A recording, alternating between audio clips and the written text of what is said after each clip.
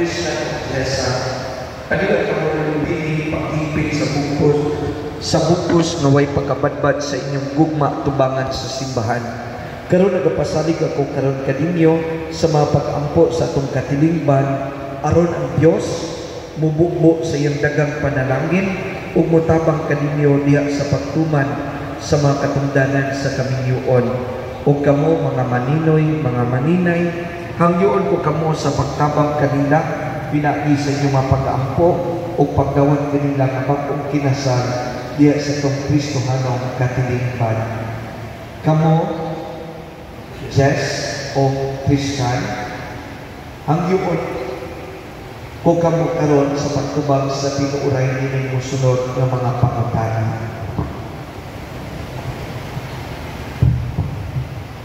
Una-una kong pangutana si Jessa. Jessa, may aniba ikaw sa mong kamukunon aron pagkukos kanunay sa mong kaugalingon diya sa pagigugma pag-alangad sa inyong mana. Oo, karon, Christian, may aniba ikaw sa mong kamukunon aron pagkukos kanunay sa mong kaugalingon diya sa pagigugma pag-alangad sa inyong asawa.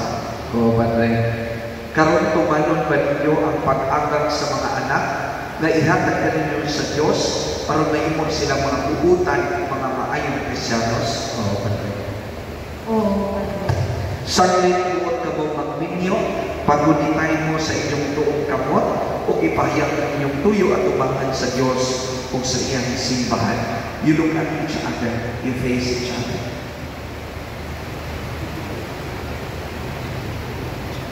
Jessa, tutuki maayo ang mga mata ni Christian. Jessa, kini si Christian na niya karon dinhi. Dawatan ba mo siya kay imong bana sumala sa lagda sa atong santos na simbahan? Oo, Padre, akong dawatan. Uyon ka ba ngayang asawa? Oo, yun, Padre. Dawatan mo ba siya kay imong bana? Oo, Padre, akong dawatan. Karon sa lantawa ang mga mata nga puno sa gugma si Jessa. Christian, hindi si Jessa na niya karon dinhi. Dawatong ba di mo siya na imong asawa sumala sa lagda sa atong santos na simbahan? Oo, Padre. Uyon ka ba ngayang bana? Oo, Padre. Dawatong ba siya na imong asawa? Isang sa iyo ito maayo sa kamagaway ito sa sakit ng may paglawas ang paglalamatan bubuhay ka naman.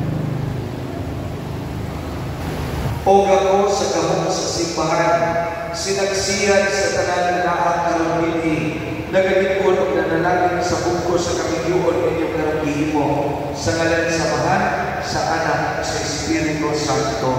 Amen. Karon panalaginan ko ang inyong mga singsing o mga aras.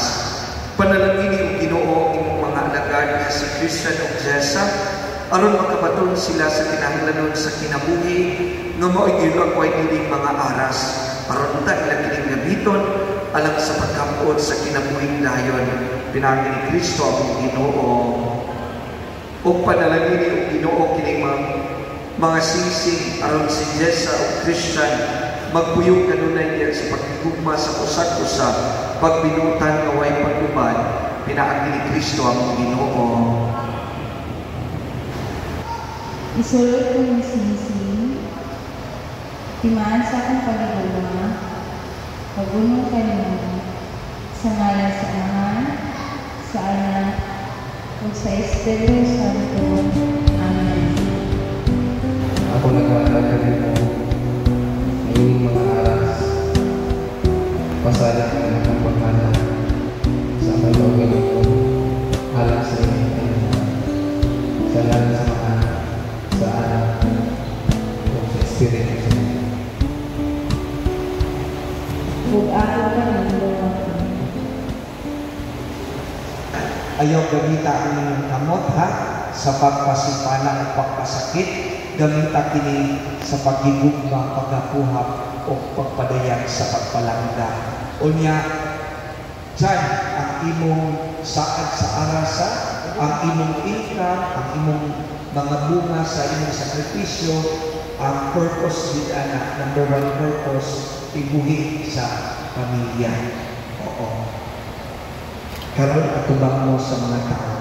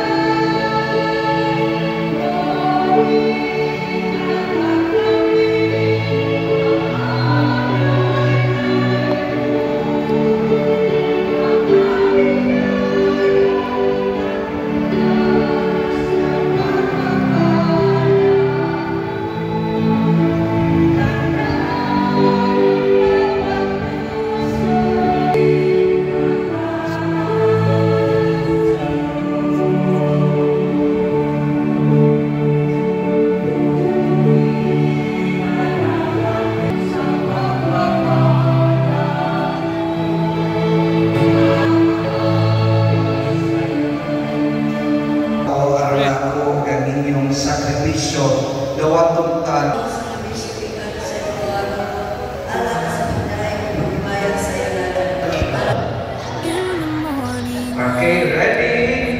1, 2, and 3. Congratulations! Nakuha ko na. Wala ko. One more piece na. 10 seconds. 10 seconds, please. Okay, ready? 1, 2, 3, and kiss.